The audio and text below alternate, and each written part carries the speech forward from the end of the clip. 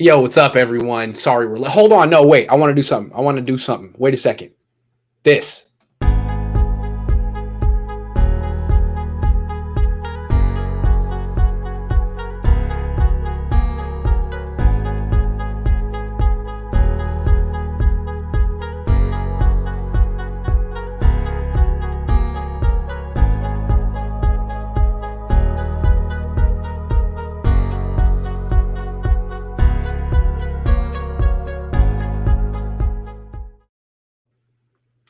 Okay, the reason I did that is because apparently these streams start like 30 seconds in and people just hear us like mid-conversation. So I figured I'd put that little buffer. Anyway, welcome to Mondays with Vish. I'm Grant Cohn. That's the star, Vish Kumaran. We're going to be taking your questions. We were on the phone trying to think of topics, and it was like, man, you want to talk about Julio Jones again? I don't know. So we figure you guys might. So if there's a lot of times, like on the weekends, people be like, man, I wish Vish was here because I got something to say to Vish. So Vish is here, man. You got something to say to Vish? Leave it in the comment section. We'll get to it. In the meantime, the reason we're 10 minutes late is because I just started a Discord server, and Vish was explaining me like what it's about and how to use it. Because honestly, I feel like a boomer when it comes to stuff like this. I was like, I've never even heard of it. And he was like, this is how all the students communicate in college. So I feel like, hello, children. I'm here at Discord. I want to play the Discord game. So he was explaining a little bit. If you want to talk about Discord or Twitch or YouTube, we can talk about that. But I figure most of you guys are here to talk about the Niners. So, Vish, who are your top 8 wide receivers this season? Top 8. Can I come back in? Am I blurry for you? No, I'm blurry. You can't hear me? You just cut out. I cut out. Me? I can hear you. Let me come back in. Okay. Can you hear me? Can you guys hear me? It doesn't have to be exclusive Niner questions.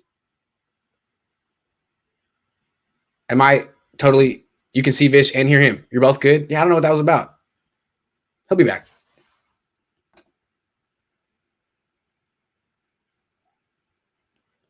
See, we already have people messing this up. I started a Discord. I look over there and people are like writing racist stuff already. Great. Why did I do this? This is terrible. I hate this already. Ugh. Now I have to. Ugh. Hey man, someone needs to run in there and be a moderator, ASAPolis. Hey Vish, how you doing? What happened? Your Discord's going crazy? Yeah, people already writing racist stuff in the Discord. It's like, what is this, man? Do I need this? Oh yeah, you might have to delete that server and start over. Do I need this, man? Ugh. All right. Well, some of you guys told me to do this. Now I have to like look in here and people being like, yeah, I don't know, man. I might have to shut this one down. I'm trying to help give you guys what you want. So anyway, in the meantime, let's talk Niners. Any questions you guys have, we can answer. Yeah, so if you want to do the top 8 receivers, I'll do it. Sure, go ahead. Do it. Okay, I'm going to go Tyreek Hill, Devontae Adams, Stephon Diggs, DeAndre Hopkins. This is in no particular order. Julio Jones, DK Metcalf, Mike Evans. Okay. And Keenan Allen. Those will be my 8. Okay. I feel like I left out somebody important just because it was off the top of my head. But off the top of my head, those would be my 8. Does Brandon Ayuk have the He has the ability to be there. Will he be there next year? It's tough. Yeah. I mean, AJ Brown's right around there. DJ Moore is right there with those guys. Calvin Ridley, Justin Jefferson. Yeah. There's so many names. Yeah. I don't know. Debo. Kittle. Yeah, he could be. Is Kittle a top 8 pass catcher? I'm gonna say no. No. I think could he be if he was in like a more pass heavy offense? I mean, it's a run offense.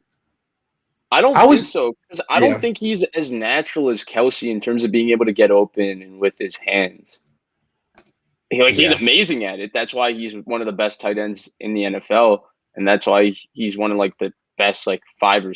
I mean, I would say he's a top 10 player in the NFL, all around player, but just pass catcher, that's a little rich for me. Yeah. Okay. We got a question here. Here we go.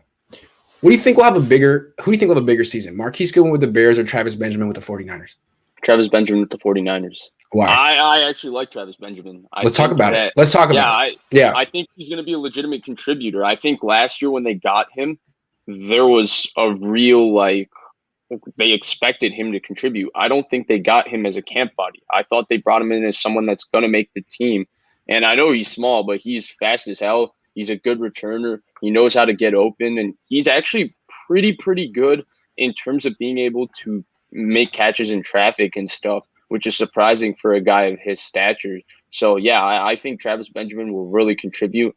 I don't even think Marquise Goodwin will make the Bears, let alone contribute to the Bears. Yeah.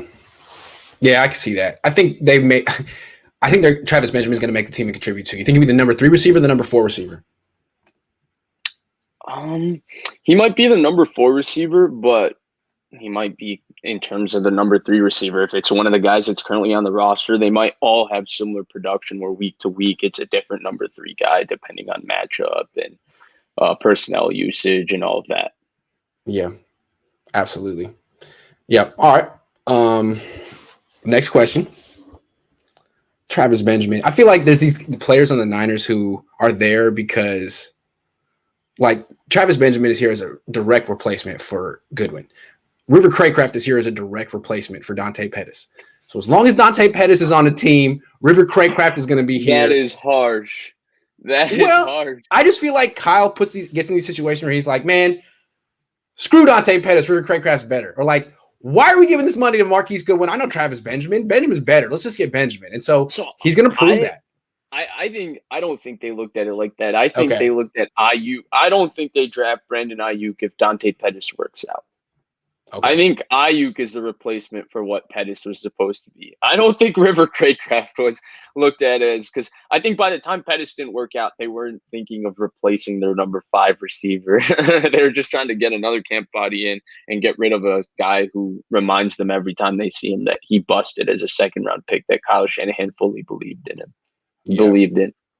Yeah. Dude, okay. Hey, I'm sorry I'm doing this, but I shouldn't have started this Discord thing. You guys need to tell me right now either how to assign someone a mod or how to delete the thing. I hate this. This is getting out of hand. Delete it. How do I delete it? How do I do it? Where do I go? Real Grand Cone server. Invite people, server settings. Yeah. Man. This is awful. I'm too much of a boomer to figure out how to delete it. Honestly. Sorry, Vish. Sorry, man. I forgive you. I guess I'll just ignore it for the next few minutes. Matt H says initial impressions of Ryans as DC from OTAs. Man, it's been one OTA. I haven't seen him do anything. I'm sorry. It's a cop-out answer, but I don't know. Okay, this is the one that Vish wants to talk about. You think the Niners get upset week 1 against Detroit? Is that a trap game? No. But I think it's going to be a close game. I mean, I've talked about it before. By the way, shout out to Don Burr. He listens to all my streams too. I don't know why he likes me as a Lions fan, but I really appreciate you, Don Burr. But going back, no, I don't think they get upset. But I do think it's a tougher matchup than people want to say. I still think the Niners are a little bit of a one-punch defense, where especially until I see something – I mean, we saw it with Saleh last year, but until I see it with Ryans, who's supposedly trying to implement the same defensive philosophies, I still think they're overly reliant a little bit on their pass rush. And part of it has to do with the fact that the 3 best man coverage players on this team, 2 of them are safeties. So I do think they're overly reliant on the pass rush. I think the Lions are going to have an excellent offensive line next year. Forget Penei Sewell. Frank Ragnow is one of the best centers in the NFL. Taylor Decker is one of the best left tackles in the NFL. So that's one thing to look at. I think they will block the Niners well. And then in terms of week 1, Kyle, I've talked about this before, 19.3 points a game, 13 years as an offensive coordinator in week 1. Theoretically, the Niners should stomp that Detroit Lions defense. But I don't expect that to happen because for whatever reason, week 1, Kyle Shanahan just doesn't get his offense going. And so I think it'll be a close game, but I still think the Niners would win. No way they're losing to the Lions. How do you account for the fact that Kyle Shanahan's an offensive genius and can't get his offense together week 1? I mean, is it just more intricate? Does it just take longer? I don't know what it is, but it is a really weird thing that week one, like it's not just week one, the quarterback plays bad. If you watch week one, they have execution issues. They have issues with pre-snap penalties. They have issues with penalties across the board. They play undisciplined. For whatever reason, week one, this offense is just a step behind. And then week two, they come out and they kick butt. But week one, for whatever reason, I don't know what it is. I don't know what it is because McVay, it isn't as intricate as Shanahan's offense, especially not the run game, but it's still an intricate offense. They come out and kick butt every year week one. Andy Reid, his offenses kick butt every single year in week one. I think Andy Reid has lost like 1 week, 1 game in his career or something like that. I don't know. Don't quote me on that exact stat, but I know he's lost very few games in week one in his career. So week one, Kyle Shanahan is the weirdest phenomenon I've ever seen because typically if you have a coach with the schematical acumen of Kyle Shanahan, week one's a gimme win. Off a bye is a gimme win. That's 2 wins in a season you can guarantee. And the Thursday night long break is a gimme win because that's extra time for your coach to prepare, and your coach is better than their coaches. But for whatever reason, I mean, it's not that Kyle's been bad in terms of wins and losses week one. He's just not had his offense performing at the exact way he's had them performing in prior in subsequent weeks. Yeah. I deleted the Discord. I figured it out. It's gone. You deleted it? It's gone? Wow. I told you. Wow. I told you. You should have made it exclusive. Wow. I will. I'll try again, but wow. That went horribly wrong. Man, a lot of responsibility here. I was in it. Done? I saw add everyone. Yeah, so I'll try this Discord thing again, but that was a false start on me. Anyway, I'm not going to talk about that anymore. Screw Discord. MGM Production says, hey, Grant, I'm going to the Week 11 game versus the Vikes. Who wins that game, and who will be the starting quarterback? It's tough to say who wins that game now. I think Trey Lance will be starting by then. Yes, absolutely. You think he'll be starting by then? Let's talk about that then. When do you think Trey Lance will be starting at the latest? In an ideal world, I don't believe in the bridge quarterback thing. I don't think it's a real thing in the NFL. I think people overdo what weight does for a quarterback because certain quarterbacks had to wait, like Aaron Rodgers and Patrick Mahomes, but they don't look at the context of their situations. Now, Rodgers is a little bit of a special case because it was 3 years and he was sitting behind a Hall of Famer, but you can't tell me that Patrick Mahomes turned from okay to superstar because he sat 1 year. Yeah. I don't believe that. He threw 50 touchdowns his first year starting. 50. There's 3 quarterbacks in the history of league that have thrown 50. Yeah. Probably good, very good if he started day 1, too.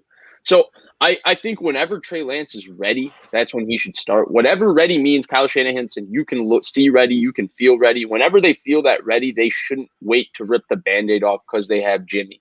You traded up 3 picks, 3 first-round picks a month before, 2 first-round picks and a pick swap a month before the draft to go get a quarterback, and you're going to wait on him starting when he's ready because you have Jimmy Garoppolo. That doesn't make sense to me. You traded up that aggressively because you felt you needed a starting quarterback. That's exactly what Kyle Shanahan said. We felt we needed a starting quarterback. So if he's ready, he should start. If that's week 1, it should be week 1. If that's week 15 and you're 11-4, he should still start. You traded that much to get him. He should be better than Jimmy. He should start. If it's week 12, he should start. If it's week 7 or week 7, he should start. Whenever he's ready, that's when he should start. Can I give you another viewpoint, though, another way to look at this? Why he may not? I mean, it seems to me that the Niners, whether they are or they aren't, consider themselves a Super Bowl team with a Super Bowl roster. And a rookie quarterback's never won a Super Bowl. He would be the youngest quarterback of all time, I think, to get to a Super Bowl.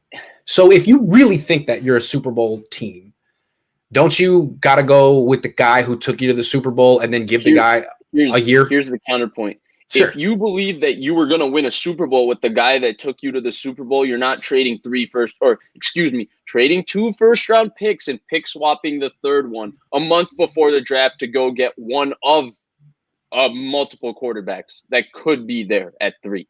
Sure, but I mean, you and I know what they got. I mean, it's not like they got Trevor Lawrence or Zach Wilson. They got Trey Lance. And you're saying if he is ready, then let him play. Fair enough. But I'm not sure if he's ready, there should be no reason. What are we waiting on here? This is Jimmy Garoppolo isn't Brett Favre where you say Aaron Rodgers is ready, but we have Brett Favre, so we don't want to play him. Brett Favre is one of the 6 or 7 greatest quarterbacks in the history of the NFL. Jimmy Garoppolo, you make if they felt that way, that they could, all they needed was a healthy Jimmy with this Super Bowl roster, then why give up so many picks? Just wait for if Mac Jones falls. And if Mac Jones doesn't fall, you could maybe have signed an Andy Dalton too as your insurance or something like that. They were that aggressive of going and getting the guy. That guy, if he's ready, he has to play. I just think there's a reason that they're keeping Jimmy. I mean, they could have gotten rid of him and brought in Minshew, Darnold, Dalton, anyone who's cheaper in the same. And I think they feel like there's a reason they're keeping him. I think the reason they're keeping Jimmy is because let's say he's not ready till week 12.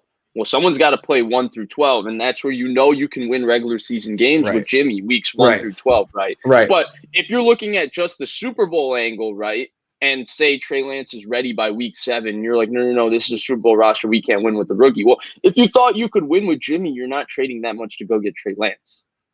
If you think you have a quarterback you can win a Super Bowl with, you're not trading 3 first-round picks. I don't care who you are, or excuse me, 2 first-round picks and a third one's a pick swap to go get a quarterback. That blows my mind that anybody would do that if they think they have a Super Bowl winning quarterback on their roster. But isn't it fair to be like, look, we can't get Wilson or Lawrence. We want to get the 3rd best quarterback in the draft. We know he's the 3rd best quarterback, and we know he might be a year away. We still want him though.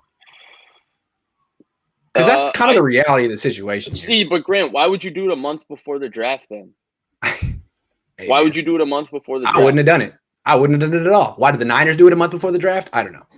Everything, when you look at that, it screams that, hey, we need this guy. Well, yeah, you need him. So when he's ready, he should start. That's the point.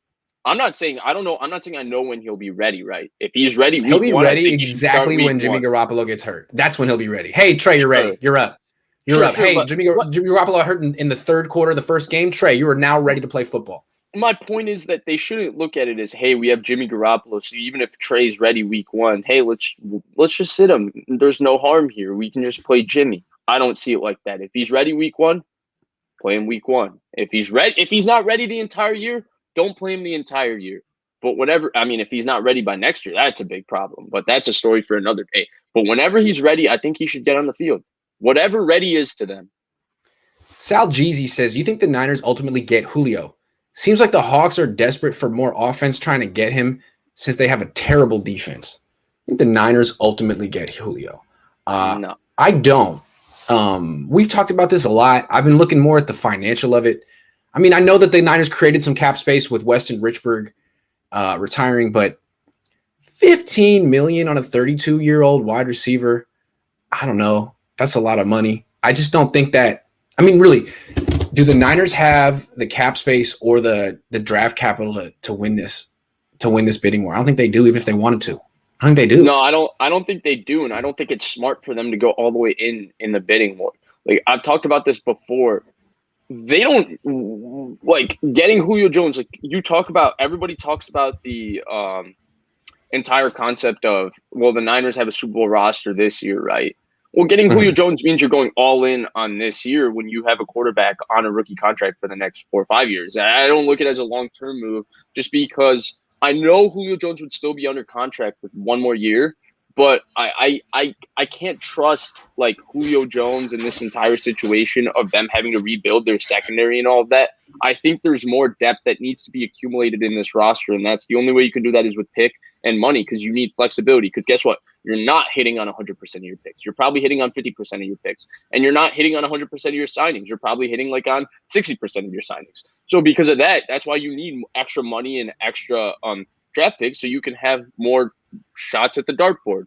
You have more opportunities to miss because you have more opportunities to get right. So because of all of that, I just don't think that they will ultimately. I think this is just another one of let's dip our toe in the water. And if we can get Julio Jones for a 3rd round pick or a late 2 or something like that, let's get him. This is Julio Jones. This is a Hall of Famer. But if it turns into an all-out bidding war with Tennessee and New England, teams that are actually desperate for Julio Jones, especially Tennessee, a team that needs to win because they have a 30-something-year-old starting quarterback who's very good, but it's a kind of veteran roster that they're turning over right now. I don't think they can win it, and I don't think it's smart for them to go through that. And I don't think Seattle's getting him either.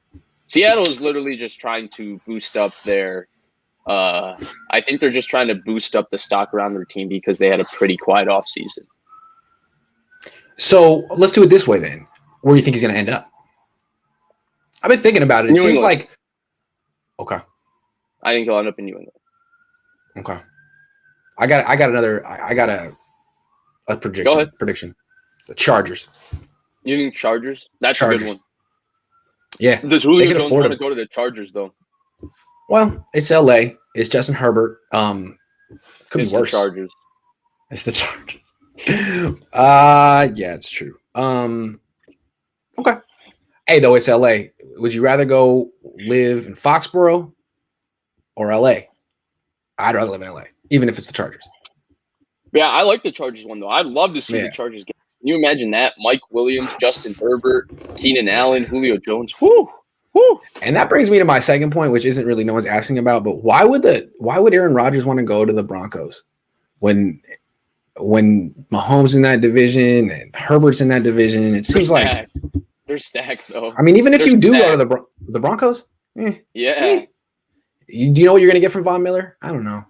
Forget Von Miller. Have you seen their secondary? What is it? Surtain, Kyle Fuller, Bryce Callahan, Justin Simmons, Kareem Jackson, Vic Fangio calling your defense, Bradley Chubb. They're good up front in terms of their interior D-line. Their defense is loaded. Their offensive receivers are loaded. They're not going to win that division with Rodgers, though. They're not going to win that division. No, I think they would win it. Now. Maybe.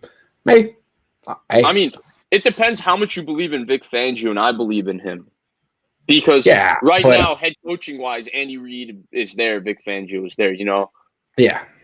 I just think the Chiefs are pretty good. Although maybe the money they're going to be spending on Patrick Mahomes will bring him back to the pack. I don't know. So they rebuilt that offensive line though, right? But I think we're going to start to see a little turnover with the Chiefs because I think in the next 2 years Frank Clark will be gone, Tyrann Mathieu will be gone. And I don't think they've drafted well for the last 2 years with these middle round picks and all these risky propositions and risky endeavors they've taken. So I think we're going to see some turnover. I already think this is the worst set of weapons Patrick Mahomes has had in his career. Yeah, they rebuilt the offensive line. They have nothing outside of Tyreek Hill and Travis Kelce. There's nothing there. Unless you think Mecole Hardman and Byron Pringle are just going to go out and be very reliable, which I don't think they will be. I think there is a little bit of a problem because what if Kelce gets a little banged up or what if Hill gets banged up? They got nothing around Mahomes besides those two. And those two are obviously special because they're both basically amongst the top 2 or 3 at their position. But yeah. Jay says, guys, what is your estimate of our win-loss record week by week as of today? I'm at 11-6. I'm somewhere around there. 11-6. I think 11-6, 12-5 is definitely reasonable. Yeah, I agree. 11-6. It seems like a pretty reasonable schedule. And I don't know about the Rams. What do you think? Are the Rams going to be a contender?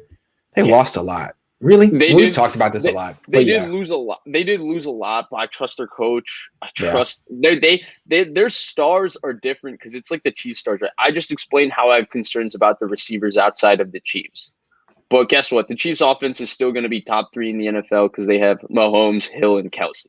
The 3 of those guys are 3 of the top 10 or 15 best offensive players in the NFL, right? That's how the Rams defense is. In my opinion, they have the 2 best defensive players in the NFL, and Donald and Ramsey. It makes it a lot easier for a lot of people. And I know John Johnson was a big loss. I don't think Troy Hill was that big of a loss. But I think Brandon Staley was a decent loss. But I think for the most part, because of the impact of those 2 players, they will be able to kind of cover up other holes. And then McVay is obviously an excellent coach. Because I felt like we felt the same way about the roster last year. And then a lot of guys stepped up that we just weren't aware of, you know? Here's the thing about the Rams that concerns me. I'm not concerned about I don't care about the Rams, but I think is a red flag. $39 million in dead cap. Yeah, that's just a lot. I agree with that. I agree with that. That's the one thing I agree with. Yeah. That among the leaders, and I feel like that's definitely going to have an impact somewhere. You're going to feel the depth or whatever. So here's my thing. Here's my thing with the Rams, okay? Yeah. I think they're just lacking something to be a Super Bowl team. Yeah. I think they're missing that. And that's where I think they'll make the playoffs. They have enough. They'll be a contender. But Jared Goff, they were making the playoffs with Jared Goff. Now they ate all that dead cap to get Matthew Stafford, who everybody knows how I feel about Matthew Stafford. There's not enough on this roster around Matthew Stafford for you to say they're a Super Bowl team. Yeah. They're, I would say, on the outside looking in of the contenders. I would say Tampa Bay is the clear favorite in the NFC. And then I would put them in the same conversation as Seattle. I think them and Seattle are kind of in the same boat where they could, if bunch of things go right, make it, but they have clear flaws that will inhibit their success in the playoffs. So I think that's where I look at the Rams and say they might struggle because they would be a playoff team, but they brought in Stafford thinking Super Bowl, not playoffs. There's also the Packers too. We don't know where the hell to rank them. Alejandro says we should go after J.C. Jackson or Stephon Gilmore or any good cornerback available in the trade market. That's a bigger need right now.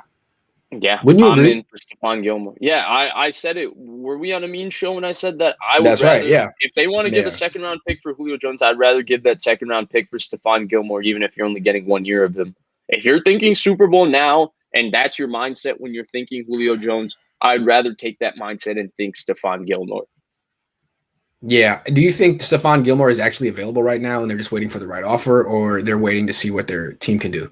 His name has been circulating with insiders for like the past 5 months, but nothing has ever happened. So I don't know. It seems like the kind of thing that could happen at the deadline if they're not in it, you know? Right. If they're down, yeah, because he might want to go to a contender on the last year of that deal and try to see if he can latch on and go win another Super Bowl or something. Because he's still really good too. He's another guy that people think has fallen off because he had inside leverage and George Kittle beat him on an out route. When the reality of the situation is he's still a top 5 corner in the NFL. Absolutely. Jordan Talks says, in your opinion, over the last 20 years, who was the most physically gifted athlete at his position to play for the Niners? I say Bryant Young or Vernon Davis. Physically gifted. Trent Williams. Yeah, Trent Williams. Although we're getting back half of the career Trent Williams, but Trent Williams is in the conversation. Justin Smith in 2011 was like Hercules. That guy was crazy, man. And then when his tricep popped in 2012, he wasn't quite the same after that. But Vernon Davis, yeah, I mean, he wasn't the most refined, skilled athlete, but when he was young, he ran a 4.3 and was the strongest tight end in the league. So yeah, Bryant Young too. Those are good choices.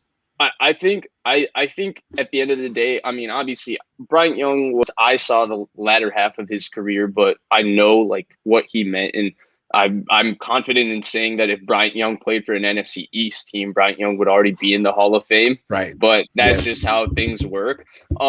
I think of my lifetime and the people I've seen, it would be Trent Williams, Patrick Willis, and Aldon Smith. Oh, Patrick Willis, my God. I think what the reason I also say Aldon Smith is I'm going to have another little shameless plug to Blake and Vish Sports here. But one of the first things we did was we had an interview with Jaquaski Tart, and Tart spent probably 2 weeks with Aldon Smith in that camp because that was the camp they cut Aldon Smith, and that was the year they drafted him in 2016, I think, or 2015. And I asked him who's the best player he's ever seen on a football field, and he said it was Aldon Smith. I remember when Aldon Smith got cut, Torrey Smith came out and talked. He was kind of the team ambassador at the time. And he's like, this really sucks because Aldon Smith is a Hall of Famer. I mean, he's the best player I've ever played with. I was really looking forward to playing with him. The moves he puts on people, I mean, no one else can do these things, and it sucks. I remember that. I remember after I did that interview and I asked you, and you said – I remember you told me a story, and obviously I'm going to share the anecdote you told me if you don't mind, but you said that in 2011 when you first started covering the team, you were like, who is this guy with Aldon Smith? And the first one-on-ones, he just takes Joe Staley with his long arms, picks him up and throws him back. Well, the story was, it was a 3-4 defense, and he was a D end and a 4-3 D end. So people were like, "What kind of pick is this? He doesn't even fit the scheme." And so early on in practice, it's not competitive portions; it's just like positional drills, and he's with the linebackers trying to learn how to stack and shed. And Paris Harrelson's good at it. Alden Smith isn't, because Alden Smith has never done it. And I'm thinking, man, this guy's gonna be a bust. He can't do it. But then when the one-on-ones happen, he gets to go up against Joe Staley. I've never seen Joe Staley panic like that. He couldn't get his hands on Alden Smith, and Alden Smith could just pretty much do whatever he wanted with him. Yeah. Panic. I mean, in Joe Staley's eyes. He was insane. It's like I don't think what he was those first 2 years, I don't think people realize how good he was. And I actually think that was it was actually one of the more genius draft picks of the last 15 years at the 49ers. It's right there with George Kittle. It's right there with, Fred Warner and Navarro Bowman, because nobody thought the 49ers would take Alden Smith, and nobody thought in that draft that Alden Smith would have been one of the 7 first players drafted in that draft. And they think they're going to take Robert Quinn? Robert Quinn was in that conversation. Blaine Gabbert was in that conversation. Prince Amukamara was in that conversation. That's right. But Prince people looked at yes. First of all, people didn't think Alden Smith could be a 3-4 outside linebacker. They looked at him as a DN who has the versatility to kick inside. Right, which is what he did. That's what he did at Mizzou.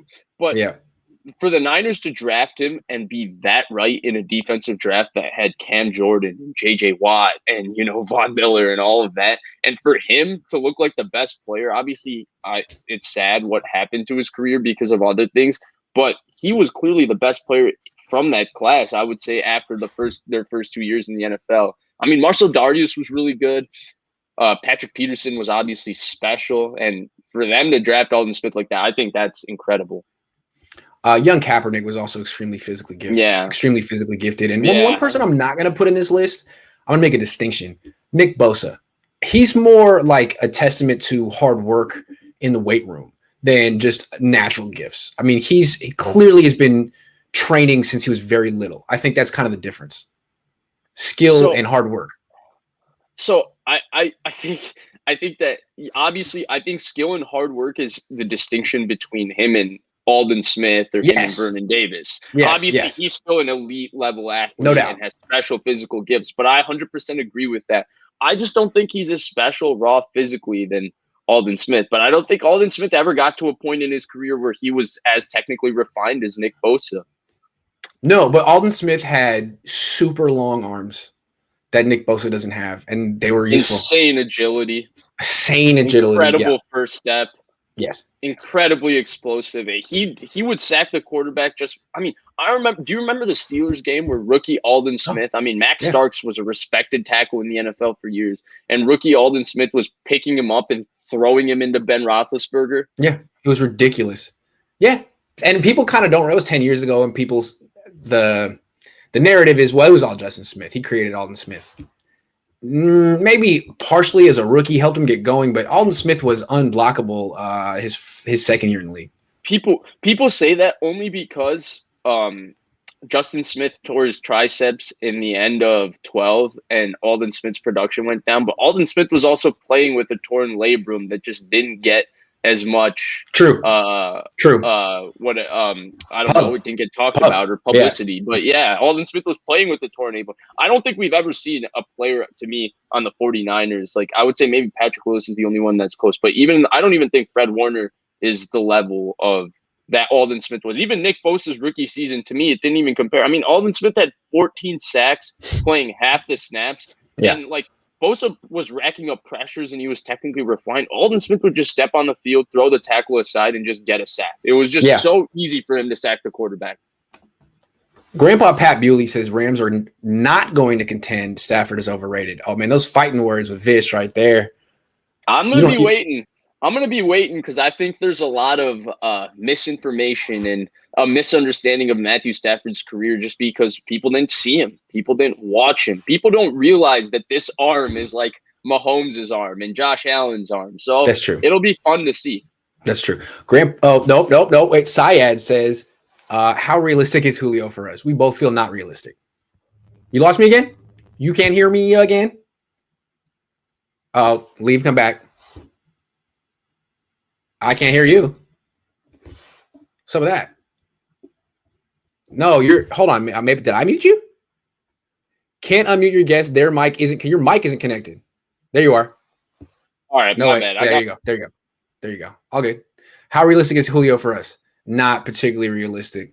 They might want him. I don't think they can get him. I think this is a classic case. This is a classic case of Khalil Mack, Odell Beckham Jr. They didn't call about Antonio Brown apparently, but Jamal Adams, all these people that Matthew Stafford, they inquire, they see how far it makes sense for them to pursue. But I think that there's going to be a lot of suitors for Julio Jones. Yeah, they don't fold right away. They see the flop, they see the turn. Maybe they make it to the river, but they ultimately fold. So yeah, I say Chargers. He says Patriots. We'll see what happens. Hold on. There's some more. Don Burr says Detroit upset Niners week 1. O-line top 5. Swift big day. Don Burr might be a big Lions fan. I don't know. He is. He comments every oh yeah, look at his hat. He goes, look at his hat. Versus everybody. Yeah. Don Burr's a big Lions fan. Sorry, Don. It's not going to happen. But you should be optimistic about your Lions. They're moving in the right direction. Once they get rid of Jared Goff, things will look right up for them. I just can't forget how bad the Niners looked first game under Kyle Shanahan. I usually don't have high expectations for first-year coaches in their first game. If they win big, that usually means they're good. McVay did. Doesn't always do. I mean, Tom Sula won, Chip Kelly won. I just have low expectations for new coaches in their first game. I don't know. Yeah, but they didn't look good against the Vikings in 18. No. If you remember, Garoppolo threw 3 picks, but there were a lot of ugly, unprepared things happening, like Alfred Morris fumbling at the half-yard line, George Kittle dropping a walk-in, wide-open 70-yard touchdown, Pierre Garçon having multiple drops in the red zone. Garoppolo obviously being a little inconsistent with this play. They didn't look good in 19. I mean, they weren't able to run the ball against Todd Bowles, and Garoppolo played pretty terrible against the Bucs week 1 and 19, and they won because of their defense. And then last year was kind of a mess too. Garoppolo struggled. Their pass game struggled in general. They didn't run the ball as effectively as we thought. And their defense, which has actually consistently been okay, I would say, week 1, given their level, given what they've had, they struggled mightily against Kyler Murray. So, yeah. Jalen Hurd question: if Jalen Hurd is healthy for the season, do you guys see him having more TDs than Debo and Ayuk? No. Let's look baby steps for Jalen Hurd. Let's see if he can. Let's just see if crawl he's healthy before he can walk. Yeah, man. Let's get this guy in a practice, and then maybe 2, and then let's try 3. I think that's you can't have lofty goals for this guy, man. He may never set foot in a practice foot again. I don't know. I hope he's good though. I hope he is. Okay, hold on. I think we got him. 2 more. My bad. Barry a baller. Hold on. Just making sure I don't miss anyone, because God forbid. Patrick Willis. Okay, we're missing a bunch of them. My bad. Got you. All right. Hold on. Grandpa. Patrick Willis was the most gifted linebacker in the NFL. Yeah, Jim Harbaugh called him the Willie Mays of a bit of linebacker. That's a good call, man. He could do everything. And I covered the back part of his career, which was 27 on. He was amazing when he was 22, 23. Predict the 6 wide receiver and 9 D line that make the team. Those are the toughest calls. Ooh. That's tough. A tough call. That's tough. All right. Well, why don't we try with the wide receivers? That's easier. Ayuk, Debo, for sure. Benjamin is 3. Okay. You're gonna go Ayuk, Debo, Benjamin. Who else are you gonna go? River Craycraft is probably gonna make the team. Mm-hmm. That's 4. Richie James is 5. And then 6 is gonna be bold prediction, Juwan Jennings. Okay, so you're going bold because I'm just going to go fully bold. We're doing this in May, and I'm just going to go as bold as possible. I'm going to go Debo, Ayuk, Jalen Hurd, Travis Benjamin, Richie James, and Kevin White. Those are going to be my 6. Kevin White. So I had River Craycraft and Juwan Jennings. You have Jalen Hurd and Kevin White. Okay. Yeah. Okay. I forgot about Jalen Hurd. And the odds, odds are neither of them make it, and they signed 2 guys right before the season, and those guys make it. I also think it could be Hurd and Jennings, or it could be Mo Sanu and River Craycraft. I always feel like the guys who were drafted have a leg up. Now, Definitely. they did put Jennings on the practice squad already once, so I think they could do it again, but they want him to work out. You know, Mo Sanu, who cares? But yeah, River Craycraft, I'm pulling for you, baby. You may not have a lot of fans. If you get 7 catches, River, you get a follow from Grant Cohn.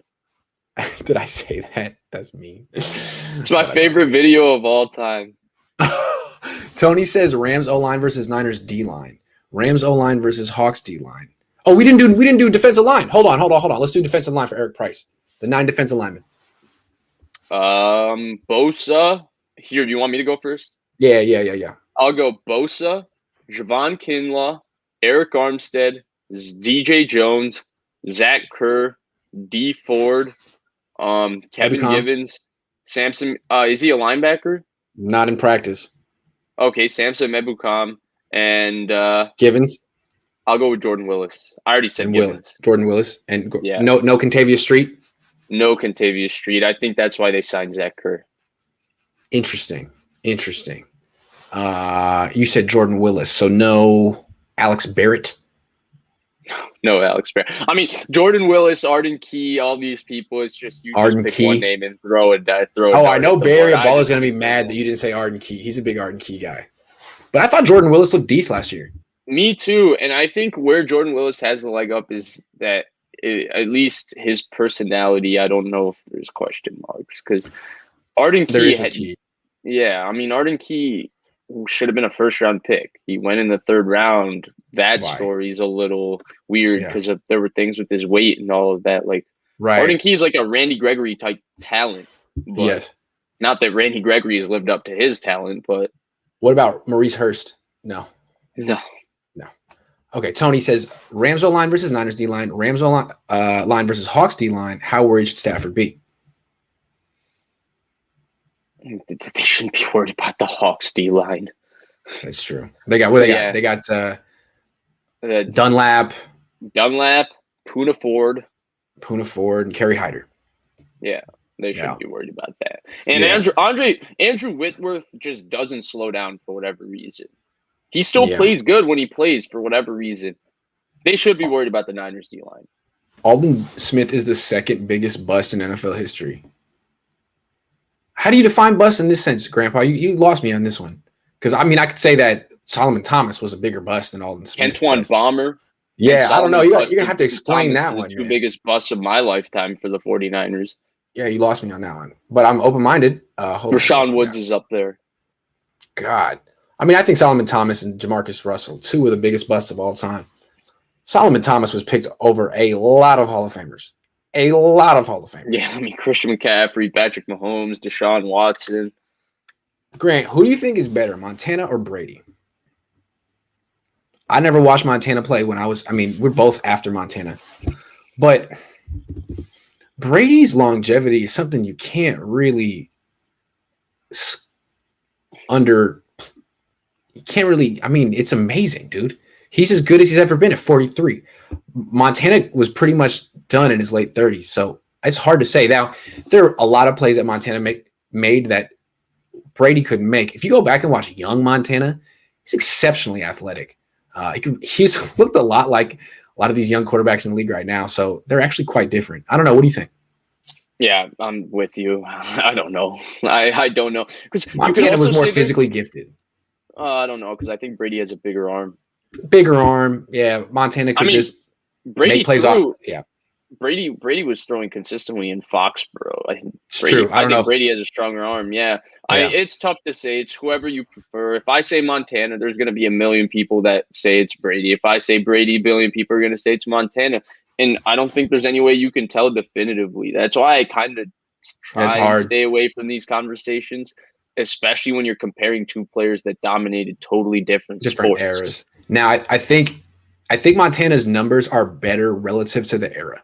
Like, the way I would say is, like, you take Montana's year-by-year passer rating, which isn't the most scientific stat, but if you take his passer rating from 81, 82 each year, and then compare it to the average passer rating in the league, and just calculate the difference percentage-wise, and do the same thing with Brady year by year, I think Montana's numbers were better because the average passer rating back then was 75. Right, and that's a fair way to look at it, but then Montana's pass offense was how do you calculate how much more efficient his drop back pass offense was relative to his era, and then how that equates to his passer rating being more efficient? It's hard to say. Montana was clearly one of the greatest of all time. Brady's clearly one of the greatest of all time. And the thing that's cool about Montana before we end this one is the mystique of how well he played in the Super Bowls he played in. He never had a bad Super Bowl. His numbers were way better than his numbers in any other part of his career. He had this like uncanny ability to rise to the occasion that not even Brady. I mean, Brady's lost some Super Bowl. It's that's what makes Montana, man. When he got to those games 4 times, he took his game to another level each time. It was amazing. So I'll ask this as a question because I don't know this for sure, but the way I also viewed the Montana Super Bowls were there was never a Super Bowl where he had the worst team. And Brady, there are Super Bowls he's won with the worst team. Like that 14 Patriots team, I don't think was as talented top to bottom as the Legion of Boom Seahawks, even though I think that's probably one of the best teams Brady's had. I don't think the first Super Bowl team was as talented as the Greatest Show on Turf. But they won that game. And obviously he didn't do much to win that game, but they won it. And he didn't do much to beat the Rams. The Rams had more talent than them. Yeah. I don't know. It's complicated. But then you can then look at it and say Montana had to contribute majorly in all his Super Bowl wins. And Brady's had Super Bowl wins where he's done for 150 yards. That's true. The last couple of Super Bowl wins of Brady's, he hasn't had to do much. Yeah. Khalil Young says, who was better at their positions, Terrell Owens or Pat Willis? What do you think? Yeah, all you. Willis, in my opinion. Willis? Yeah. I mean, Owens was very good, but the way I remember Owens was, as physically dominant as he was, he would drop a pass a game. And that was crazy because you never knew when it was going to happen. And it could happen on third and 8 on the biggest play of the game. And then he'd blame Jeff Garcia. So he was great, but not the greatest hand-eye coordination. Not the kind of guy who would catch 70% or even 60% of his targets. And then he was like the biggest diva, I think, ever. He like took it to new levels. It was almost cartoonish. It was almost endearing. So Willis didn't have any of that baggage. There was no part of Willis's game where you're like, yeah, but that thing right there isn't that good. Like, no, he was perfect. It's pretty perfect. Willis. Sounds fair to me. Yeah. There's more. Hold on. Grandpa Pat Bewley, Montana to Brady's apples to oranges. BS. Cincinnati was more talented both times. Hey, man, you were there. You were there. Absolutely. The other one I was going to say was the Miami one. I was like, Miami had young Dan Marino back then, but the Niners were 15-1 that year. So, yeah. I don't know. I mean, the Denver one, come on. It was John Elway, me and you versus Joe Montana, Jerry Rice. Yeah, actually, I played in that game. I was not born yet, but I did play in that. I might have been born. I was probably born. I've got to wrap this show up. We're about an hour in. I spent the first 20 minutes having a panic attack about Discord. Man, that was a mistake. I got to remember not to start up stuff like that 5 minutes before I go live. That was one of the dumbest things I've ever done, but I'll give it another chance. What Vish said, kind of make it as like a reward for people who are subscribers on YouTube, people I trust that won't just ruin it in 5 minutes the way it was ruined today. So yeah, I think that works. Better defensive player, real quick, LT or Reggie White? You didn't live through this. I didn't live through this. Ask me who's better, Aaron Donald or JJ Watt? I'm 21. Yeah. No, but there were a lot of really good questions I feel like we missed. We should do this definitely one more time. Absolutely. If I missed your question today, I'm sorry. I was having a little bit of a panic attack at the beginning. Make an Instagram grant. Man, there's so many ways to just throw away your time in life, you know? And I'm trying to not do that, but I'm bad at that. So we'll see. Do you have an Instagram? No. Why would I do that? And I've held off for this long. I'm not a big social media fan. Me neither. I just like making money. I hate how self-promotive social media is. It's like you're fishing for people to compliment you. Like, look, thank you everybody for. I'm very happy to announce I just did XX and Y. Everybody like it and tell me congratulations. True. Now, to me, like, I'm not faulting anybody who does this. This isn't a shot at anybody. I think people should do it. It just, to me, it feels a little disingenuous. It feels like I'm fishing for people to say happy birthday to me. You know, when you tell people, I'm so happy, it's my birthday. Oh, happy birthday. I didn't know it was your birthday. To me, that part is, it's an awkward kind of thing for me. Yeah, it's everyone on the internet saying, "Tell me how awesome I am." But that's not what I get. Everyone just for a long time told me how unawesome I was. So I use social media for another way. But I'm just so unphotogenic. I don't need people telling me that 8 times a day. I make this face like I don't know. Anyway, Josh Mangold says turn it into memes. Exactly. I don't want to do it. Josh says maybe subscriber only Discord if that's possible. Yeah, I think that's probably the way to go. I think I'm gonna have to like make it invite only and then have like a master sheet and check it off like you're coming into the VIP. That was Vish's idea, man. Thank you. That'll give more incentive for people to become subscribers. You can talk to me in Discord.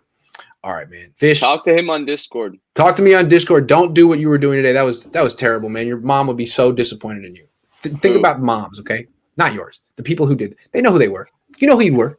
Hey, also, you're going to be on with us on Tuesday, so we can run this back. And I know there were a lot of good questions in here. If you guys have any kind of things you want us to talk about, just tweet it at us. And yeah, of course. If I see it, I'll try to include it in the show. But yeah.